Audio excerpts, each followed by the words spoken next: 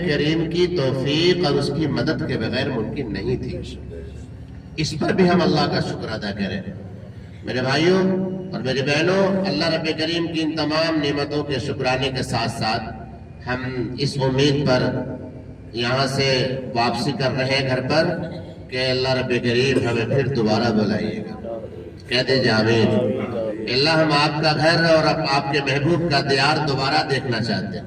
اللہ رب کریم ہم سب کو دوبارہ حاضری کی سعادت عطا فرمائے. رب کریم مولا، آپ نے ہمیں عمرہ کے لیے بلایا تھا. اے رب کریم مولا، اب آپ ہمیں حج کے لیے بلا لیجیے، ہمیں حاجی بنا دیجیے. چونکہ حج فرض ہے اور حج کی سعادت عمرے سے کئی درجہ اس اعتبار سے بڑھا ہوا ہے چونکہ وہ حج فرض ہے اور عمرہ نفل ہے. یہ نفلی عبادت کے لیے ہم آئے تھے. الحمدللہ یہ بھی کم سعادت کی بات نہیں ہے. ایک تو یہ، دوسری بات یہ ہے کہ جب ہم نے عمرہ کر لیا ہے، اب یہاں سے ہم جا رہے ہیں، تو ہمارے بزرگوں کا یہ طریقہ رہا ہے کہ جب ہمارے اکابرین، ہمارے علماء، ہمارے مشائخ، ہمارے اولیاء اور بزرگان دین جب حرمین شریفین میں آئے اور جب یہاں سے انہوں نے واپسی کی تو خوشی خوشی ان کی واپسی نہیں تھی.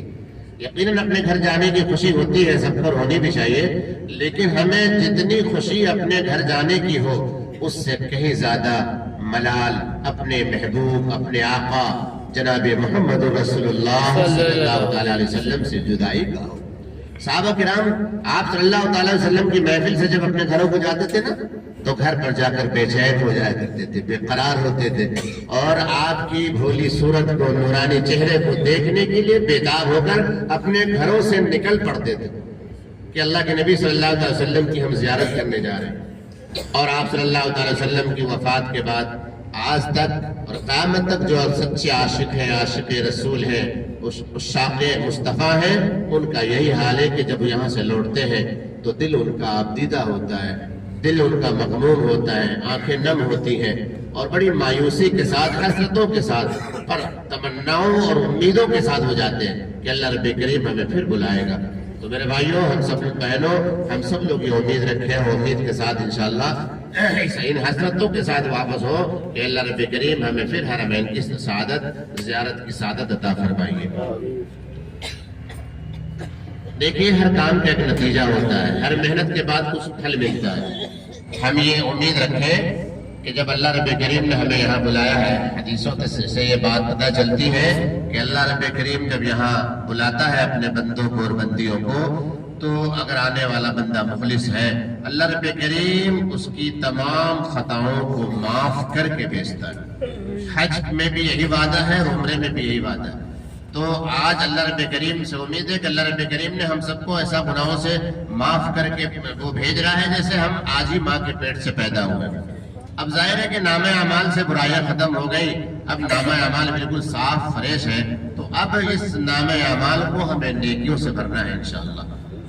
جیسا کہ میں نے بتایا کہ ہر کام کا ایک نتیجہ، ایک رزلٹ ہوتا ہے.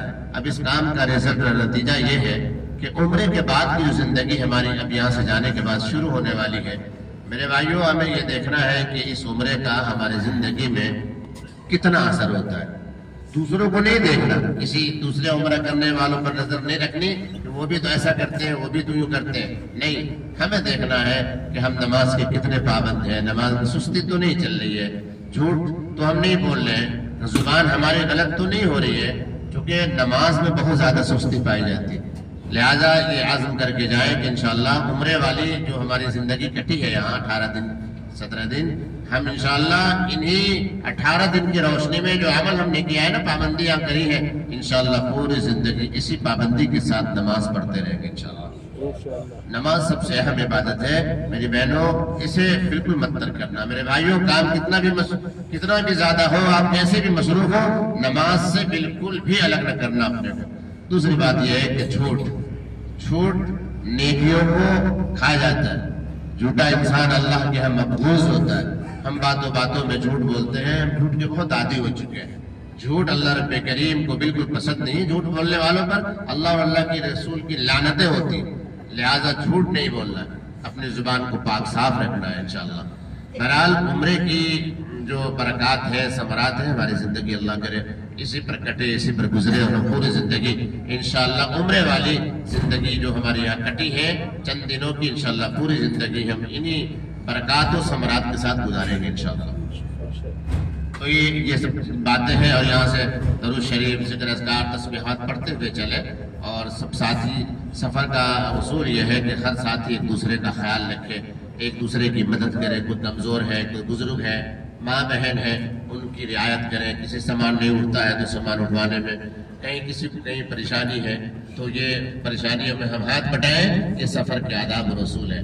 دیکھیے نماز روزہ تو عبادت ہے ہی ہے، لیکن کسی کی خدمت کرنا، کسی کے کام آ جانا، کسی کا ساتھ دے دینا، کسی کی مشکلیں آسان کر دینا، حل کر دینا، یہ بھی اہم عبادت ہے، خدمت سے خدا ملتا ہے۔ لہٰذا کبھی کسی کی ضرورت محسوس کریں سامنے والوں کو کہ سامنے والے کی مدد کی ضرورت ہے تو اللہ کی رضا کے لیے بغیر کہے اس کام کو کریں۔ دوسری بات یہ ہے کہ اگر آپ کسی کا کام کر بھی دیں تھوڑا سا تو آپ اس پر احسان نہ جتلائیں، جھنجھلائیں نہیں، غصہ نہ کریں، اپنی سعادت سمجھے کہ ہمارا اللہ کا شکر ہے کہ ہم کسی کے کام تو آئے، ہم کسی کو سہارا تو لگا سکے، آج اب اللہ نے سہارا لگانے کا لائق بنایا۔ تو ہمارے نبی پاک صلی اللہ علیہ وسلم کی عادت شریفہ تھی کہ آپ صلی اللہ علیہ وسلم سب کے کام آتے تھے، صحابہ کا ہی معمول تھا۔ تو ہم تو الحمدللہ ایسے کلمے والے ہیں، ایسے کلمہ گو ہیں کہ الحمدللہ ہمارے اکابرین بزرگان دین اور ہمارے نبی پاک صلی اللہ تعالیٰ علیہ وآلہ وسلم اور صحابہ کرام کی زندگیاں ہمارے لیے نمونہ ہے۔ لہٰذا ان اصولوں کو انشاءاللہ پاس و لحاظ رکھیں گے، سفر انشاءاللہ اچھا کٹے گا۔ اللہ کی ذات سے امید ہے کہ اللہ رب کریم ہم سبھی کو جس طرح اپنی حفاظت میں، حفظ و امان میں، اپنے حرمین شریفین میں اللہ نے بلایا، یہاں بھی رکھا، انشاءاللہ ہمیں اپنے منزل مقصود تک، یعنی اپنے گھروں تک اللہ اپنے حفظ و امان میں، اپنی مدد اور نصرت کے ساتھ انشاءاللہ ہمیں وہاں تک پہنچائے گا۔